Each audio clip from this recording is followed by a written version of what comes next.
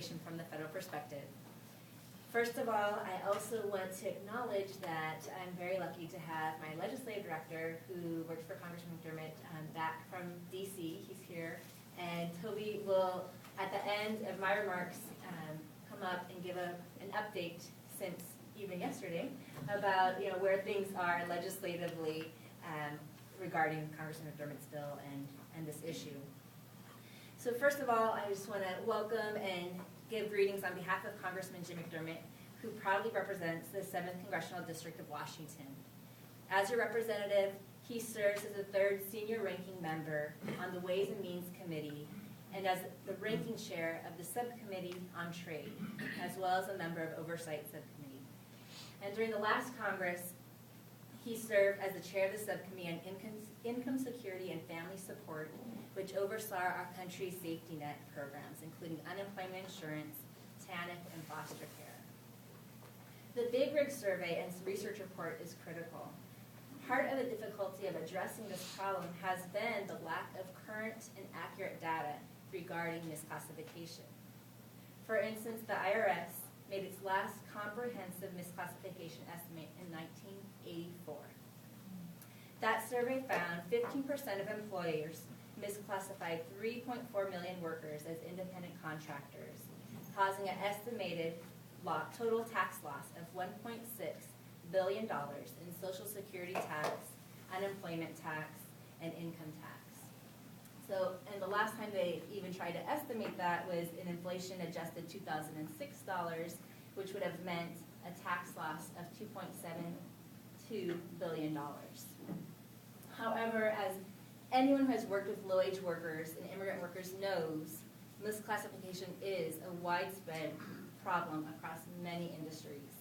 And as Congressman McDermott has championed in this past session the modernization of unemployment insurance, he became even more aware of this problem as he heard the stories of deserving workers who had been excluded from receiving benefits because of misclassification. So how did this happen? Well, back in 1978, and this is, again, obviously there's a longer history, but we're going to go with the specific problem here. Of 1978, Congress included a safe harbor provisions of the tax code known as Section 530 in the Revenue Act of 1978 as a temporary measure to protect employers from the perceived threat of retroactive assessments due to new rules the IRS was preparing on the issue of misclassification of workers at the time.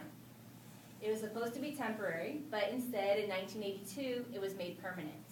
And since that time, the pool of misclassified workers has grown steadily. The broad effect of the safe harbor and the gagging of the IRS has resulted in an uneven playing field for businesses who properly classify their workers versus those who do not, as well as denying workers access to their basic rights and protections on the job.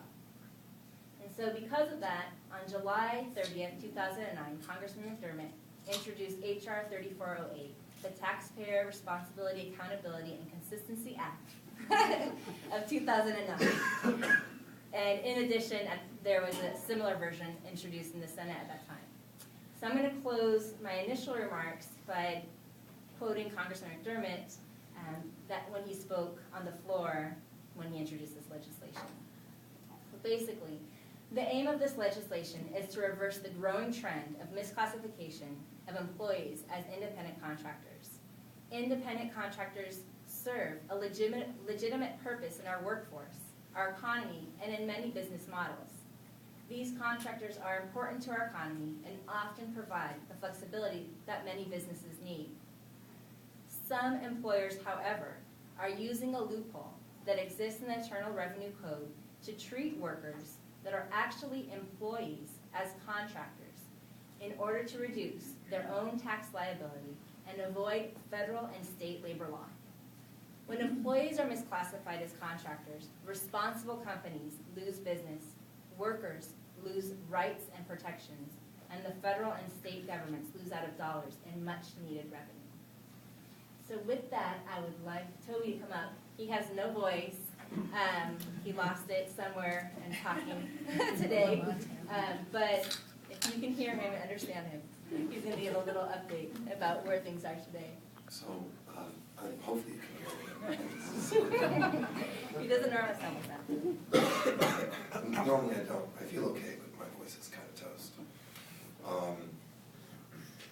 But I do want to talk about the legal part of this, what the law says, how the law since 1978 has made this problem mushroom, and what the proposed bill does and what its chances are, and talk about process a little bit. The 530 safe harbor